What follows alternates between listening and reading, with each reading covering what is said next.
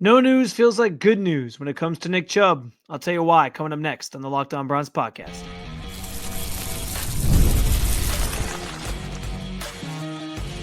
You are Locked On Browns, your daily Cleveland Browns podcast. Part of the Locked On Podcast Network, your team every day. What's up, Dog Pound? I'm Spencer German, your host of the Locked On Browns podcast, and proudly covering your Cleveland Browns each and every single day in the land and on the road. I've been saying all off season, I think Nick Chubb will be back with the Browns. The longer that he goes unsigned, the better I think it is for Cleveland. What the Browns will do with the number 2 pick has obviously dominated the conversation at this point in the offseason, but pick 33 is going to be almost as important, and anything is possible. But I'd be stunned if the Browns don't take a quarterback at 2 at this point. I do want to thank you for being an everydayer with the Locked On Browns podcast and for making us your first listen every single day. Remember, you will find Cleveland Browns content with Locked On Browns every week, Monday through Friday, guaranteed, with some bonus episodes on weekends, maybe some bonus episodes during the week as well. All you got to do is hit that subscribe button wherever it is that you listen to your podcast. And, of course, at the Locked On Browns YouTube channel, where you can get involved in the show by sharing your thoughts on anything we discussed today in the comment section. This is your team, so be part of the conversation every single day. Today's episode is brought to you by Gametime. Download the Gametime app, create an account, use code LOCKEDONNFL for $20 off your first purchase. So I have been one of the biggest bangers of the drum when it comes to the Browns finding a way to bring back Nick Chubb this offseason. It just feels too inevitable. Nick Chubb has talked openly about how he wants to be in Cleveland. He wants to finish his career here where he got drafted. He loves it in Cleveland. He wrote that very emotional letter to the fans when he came back from his knee injury and thanked everybody for their support and helping him sort of lift his spirits as he rehabbed and made his way back onto the field. And he has since said on multiple occasions that he hopes to finish his career with the Browns and that he wants to stay in Cleveland. So, I think that this there's always been sort of this, written in the stars type thing between the two, like star-crossed lovers. We know the Browns think very fondly of Nick Chubb. And while there haven't been any conversations to this point that have been reported in terms of the Browns, other than Andrew Berry sharing at the Combine that they will talk to Nick Chubb's reps, or they were going to talk to Nick Chubb's reps. Other than that, there hasn't been anything reported in terms of like, yeah, he's having conversations here, he's having conversations there. There's been some sort of flirtations with the Pittsburgh Steelers, but that felt like it was more so created by, media sort of insinuating that they think the Steelers could pursue Nick Chubb. But we haven't seen anything firm in regards to them actually going out and signing him. And so I understand why on some level, maybe if Nick Chubb if there hasn't been any news on Nick Chubb, maybe that's a bad sign because why haven't the Browns signed him to this point? But I actually think that it's good news that there hasn't been any traction on Nick Chubb to this point. And I'll explain why. I think the biggest reason is simply that just tells you like what the market for Nick Chubb sort of looks like right now. There's not a big market for him. There's not a lot of teams that are necessarily pursuing him and willing to pay him top dollar. And so if he's sort of out there testing the market, trying to see what he can get, that plays in the Browns' hands, who can't break the bank for Nick Chubb at this point, probably don't want to break the bank for Nick Chubb at this point. If he's sort of shopping around, trying to see what type of money he can get, well, that puts the Browns right back in there in play, because that probably suggests that the price isn't going to be so exuberant that the Browns can't try to match or find some common ground here. So I think the longer it takes for him to sign, the better. I still think there is a path back to the table, same way there was a path back to the table to get Myles Garrett back on board. And I get listen, I understand both sides, and I always have understood both sides of this situation. On one hand, you have an aging running back who is now dealing with back-to-back seasons with season-ending injuries, including one that was really just, disappointing and, frustrating and could have been career-ending to his knee. It's crazy that Nick Chubb even was able to come back and play. He's the first player ever, I think, to come back from 2 serious knee injuries of that magnitude and still play football. So that was a feat in of itself. And I do think that there was something left in the tank from Chubb. I think you started to see a little bit more of him sort of finding his footing, getting his feet back underneath him, in like towards the end of his 2024 campaign, before the foot injury that cost him the rest of the season. Like, there were some signs. I'm not saying he was going to be that Nick Chubb again. He didn't look anything like that guy, but there were some signs that he was kind of finding his rhythm again. And I thought that was encouraging. And I do think there's something to be said for, like, a year later, after the knee's now fully recovered and he's had even more time to sort of rehab it and stay off his feet, that he could get back to being closer to that version of himself. I'm not trying to say at this point Nick Chubb is going to be the old Nick Chubb, but I do think there's still something in there, and I think it's worth the Browns investing in for the right price. And that's where the other side of this comes in. Like, I've understood the Browns' stance on, like, listen, we need to make sure we figure out this position.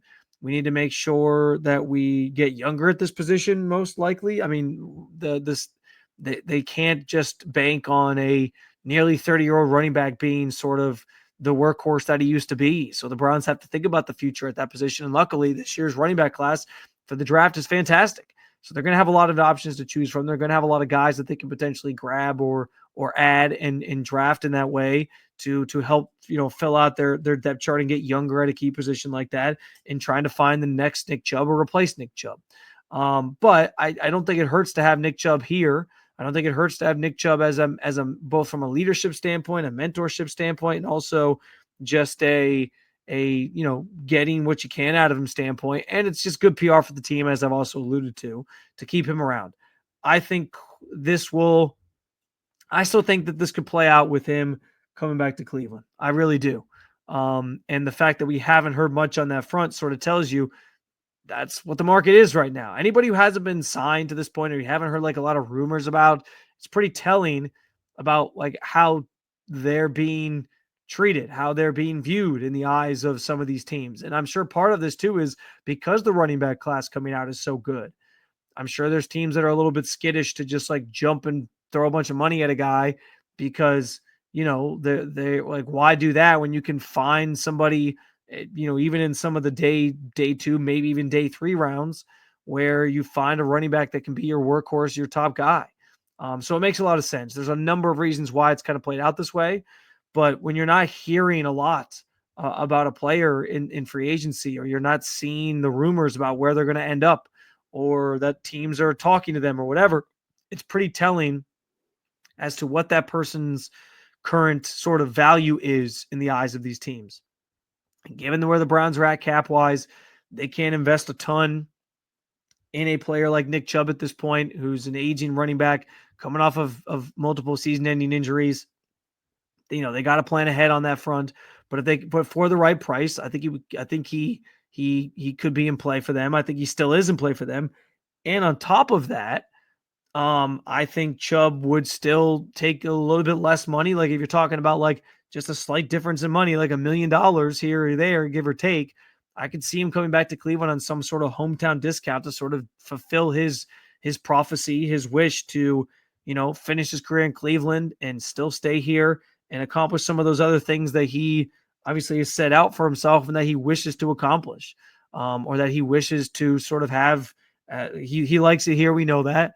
And so it's kind of like, what's the cost of your happiness? Is the cost of your happiness is $1 million going to be the difference between like your happiness if you love it in Cleveland? So I still think there's a path forward where this works out. I think the fact that you haven't heard a lot on the Nick Chubb front is a good thing. No news is good news is probably the best way to put it. And we'll see if the two sides can actually find a place, a halfway point where they can sort of figure this thing out and bring Nick Chubb back. I think it's still very possible, and I think it could obviously happen as the offseason continues here, into week 2 since it opened up, and even obviously beyond as well.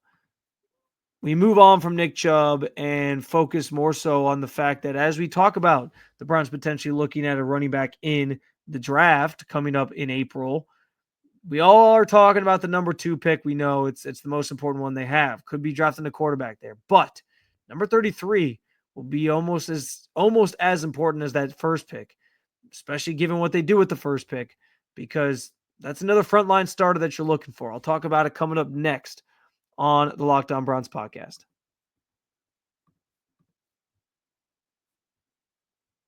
Imagine watching your favorite team live, feeling the energy of the crowd and witnessing unforgettable moments. There's nothing like experiencing a big game in person. Getting tickets shouldn't be stressful. That's where Game Time comes in, making it easier than ever to grab last-minute seats at unbeatable prices.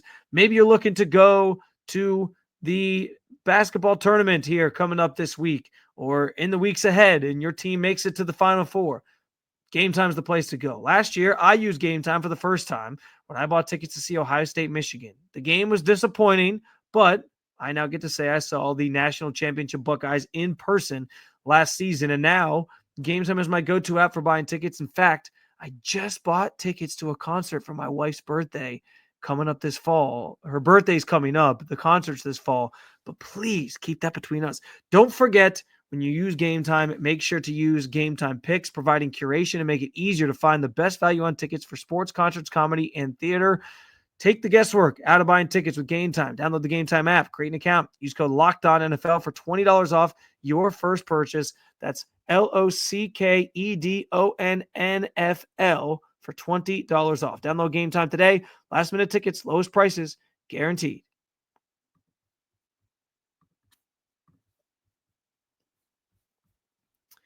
All right, so obviously the offseason conversation, the draft conversation, I should say, as far as the Browns are concerned, has centered around, and rightfully so, the idea that they have this number 2 overall pick and what they could do with the number 2 overall pick, including taking one of these quarterbacks, Cam Ward or Sanders, if they're there, if they need to trade up, all these different things.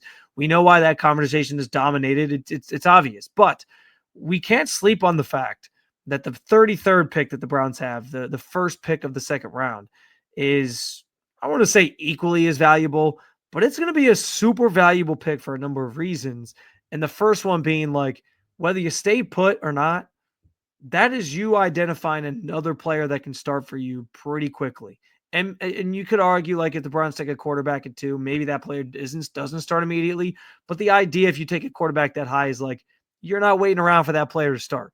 They're going to start pretty quickly. They could probably, I would envision that at some point, if they draft a rookie at 2, that player is probably going to start at some point during their first season in the NFL. That's just the nature of the beast today. You don't need a quarterback to have like a gap year, a redshirt year where they sit and they learn.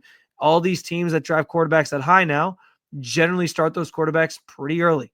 I think last year's class, if you go back and look, the only quarterback that was drafted in the first round that didn't start in his first year was J.J. McCarthy, because he had a season-ending injury and he was hurt. Other than that, all the other guys started at some point. Drake May took a little bit to get out there, but he started. Bo Nix started. Jaden Daniels, we know, started. Michael Penix took some time to get out there, but he eventually started. So, and obviously Caleb Williams. So it's just how it goes these days. And I think that's going to be what happens with the Browns as well. If they take a quarterback that high, we should all expect that player will play. That signal caller will play at some point this season. So understanding that, like, you are theoretically drafting a starter at number 2, and maybe it's not a quarterback, and then you're definitely drafting a starter at number 2. And I think 33 is another spot where you're like, yeah, we are drafting somebody who we expect to start pretty quickly here for the Browns.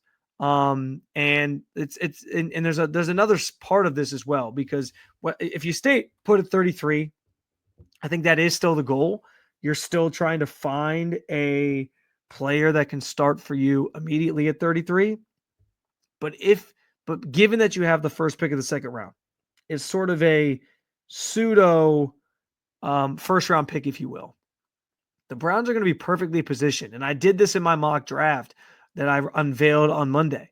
The Browns are going to be perfectly positioned to have an easy path to trading back up into the first round if they want to, and being able to draft another, again, starting caliber player that has 5 years of control. That 5th-year option is so valuable for these teams. Gives you more time to evaluate the player, gives you more time with that player on a rookie deal, all those different things. And so, like, that pick becomes important for that reason as well, because, and I'm just going to put this out there now, similar to me predicting that I think Nick Chubb still ends up back in Cleveland. I'm going to predict that the Browns trade up into the first round again, and from that pick 33 to make a pick on the towards the tail end of night 1. And the reason I feel that way is just because of what I laid out. Like, this team is in a spot right now where they need to hit on players, and they need players that they can control for a while that aren't going to come with massive contract extensions for a little while they clear off some of this cap space, especially all the money from Deshaun Watson's deal, and they start to think about the future and blaze this sort of new path. You could really use another player in the first round who's a rookie on a rookie deal, 5 years of control. Again, you don't have to worry about a contract extension for a little bit longer than other players. Like all those things are benefits. And so I do think the Browns will end up moving up from 33 to, I don't know, the late 20s, maybe into the 30, 31, 32 to make another pick in the first round. That's just one of my bold predictions here before the draft actually occurs next month.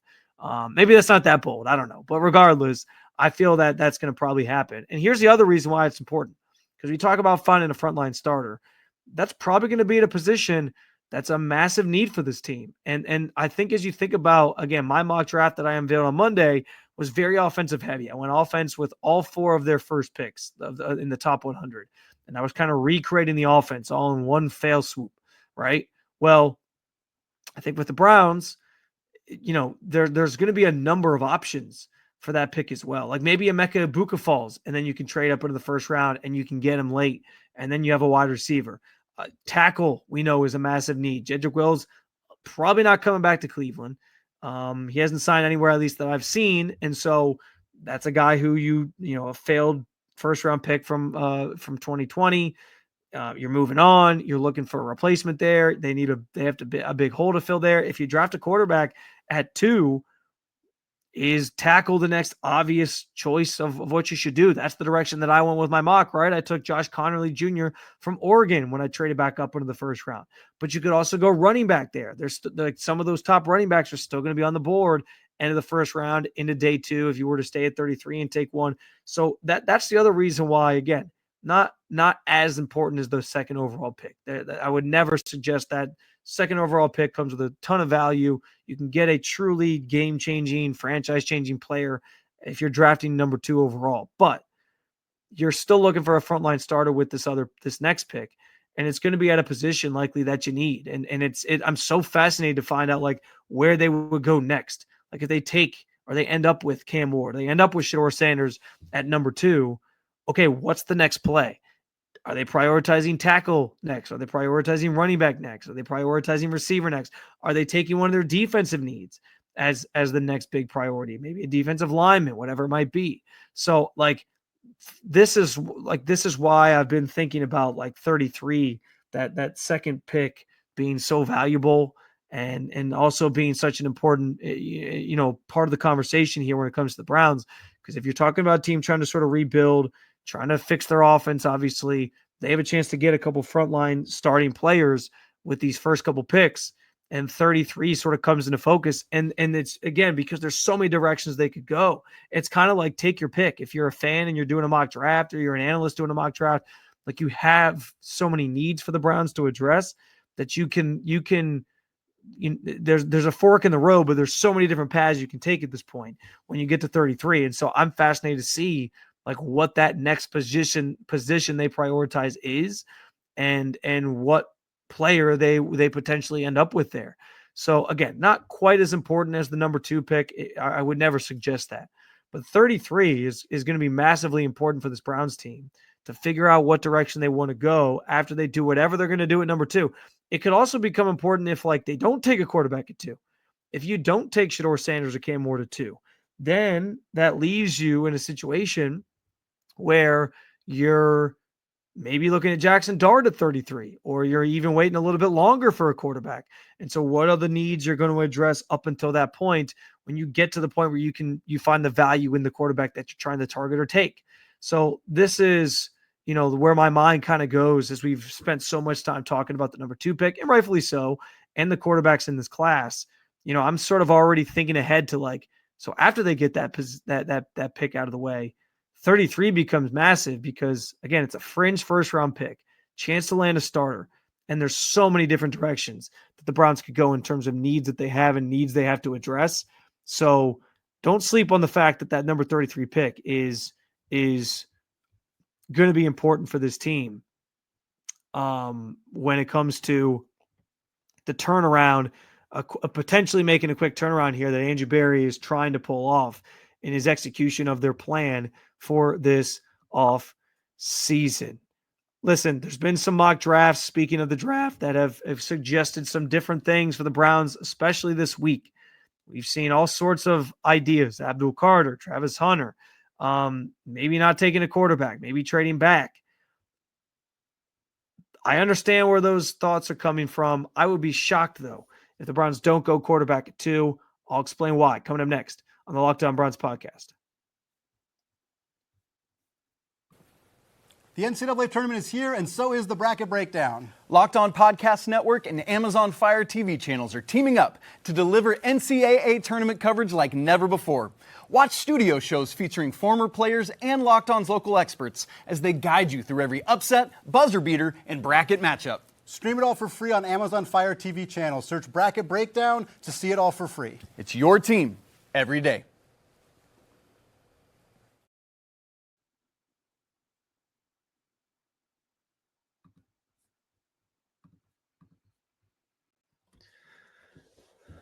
All right, so obviously at number 2 overall, the Browns have endless possibilities of options. There's a lot of different ways they could take it, a lot of different things they could do.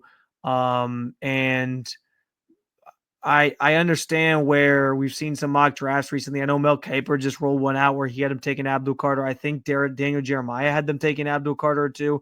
And I can understand that thought process. I've laid that out already this offseason. Like the idea of Myles Garrett has never been paired with like a young a young pass rusher that has room to grow, become great himself. It's always been this like, let's rent a pass rusher for a year and see if they work with Myles Garrett and kind of make that our thing. And so, yes, like on some level, it'd be nice to see the Browns pull the trigger on a guy like that and pair Myles Garrett with him and wreak havoc for years to come. And I could see that potentially happening. I get it. But I also like have to think about the state of the quarterback room when it comes to the Browns. And like look at the state of the position right now. This team is going to be getting into bidding wars for guys like Carson Wentz. I say bidding wars. There's not really a lot of people bidding for these guys, but you get the idea here. Like they're trying to grab guys in a market that's just been depleted entirely. Like it's slim pickings at this point. You're talking about maybe signing Carson Wentz or the AARP versions of Russell Wilson, or the ghost of Joe Flacco. Like they're not exactly, these are not like the creme de la creme talents at the quarterback position that you're coveting or hoping to have on your roster. And so the state of that position like leads me to believe like they have to be going quarterback at 2 at this point. And I understand where like you can make the argument if they end up with Russell Wilson, which feels kind of like a long shot at this point, because I think he's just waiting to see where Aaron Rodgers ends up between the Steelers and the Giants. And both those teams can pay more than the Browns can pay too. And then he's going to go to the other team. So like I'm not necessarily convinced he's even coming to Cleveland. And then where do you go from there? But so I guess you can make a case like if you end up with Russell Wilson, or if the Browns did end up swinging a trade for Kirk Cousins, okay, fine, sure. Then I guess maybe you can make the case like you don't need to reach on a quarterback at 2 because you have somebody who can at least hold down the fort right now. And I get it. Like Travis Hunter, Abdul Carter, they have the potential to be great players at the next level. But this team has no firm answer on quarterback right now. And like you're telling me if it's Russ, if it's Kirk, whatever, that's the grand plan, that for everyone to keep their jobs, like Andrew Berry and Kevin Stefanski to keep their jobs, they're putting their faith in, again, the ghost of Joe Flacco or the AARP versions of Russell Wilson and Kirk Cousins. Like that's the grand plan. That's what they pitched Myles Garrett on to get him back on board and bring him, get him excited about the future of this team. Like, is the plan really Abdul Carter and then Jackson Dart or Jalen Milroe? I could see Jackson Dart. I could get behind Jackson Dart to an extent. I think he is maybe, I don't want to say underappreciated, but I do think there's certain things that he showed that have people excited about him as an NFL prospect, and I get why. Jalen Milroe, I'm good on. I just don't think he has the throwing ability to succeed at the next level. He's a freak athlete. There will be some team that takes him and tries to turn him into like the next Jalen Hurts, and that's fine. I don't want that to be the Browns, though. I just don't think he's that guy. And so but like, I can't imagine that's the plan. Like, just draft one of these guys that's a project. And because you got Abdul Carter, you feel good about it, plus Kirk Cousins or Russell Wilson or Carson Wentz or whatever. Like, the state of that room right now is a disaster. And so I can't think anything other than that they will take a quarterback at number 2 overall.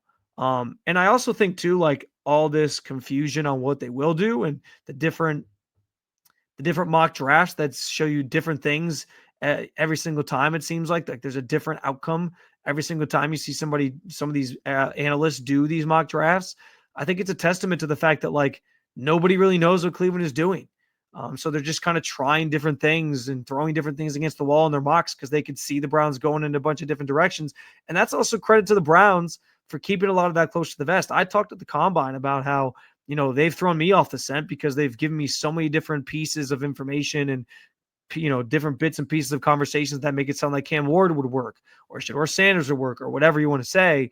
And so I see where they could go different routes and there's different potential things that they could do. And so, yeah, like I get all that. But I also just think they deserve a lot of credit for not giving a ton away, because I don't think, even when you hear some of these analysts and experts talk about it, they seem confused. Adam Schefter went from saying, I know the Browns are taking a quarterback too, I don't know what the Browns are doing. Like, they've thrown everybody sort of off the scent here. They've kept everybody guessing. And so that is a testament to them. And I get why there's some wariness when it comes to drafting somebody like Shedeur Sanders too early.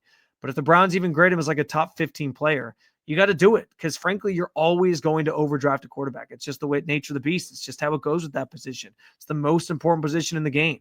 And so because of all that, because I feel that way, I'd be shocked, absolutely floored at this point, if quarterback is not the move for the Browns at number 2 overall. But we'll see. We got over a month until the draft. A lot can change, a lot can happen. But as things stand today, I'm leaning into the idea that I'm pretty sure they're going quarterback at 2. Another episode down with you, Dog Pound. Thanks for joining me as always to talk about your favorite football team. There's more to come this week.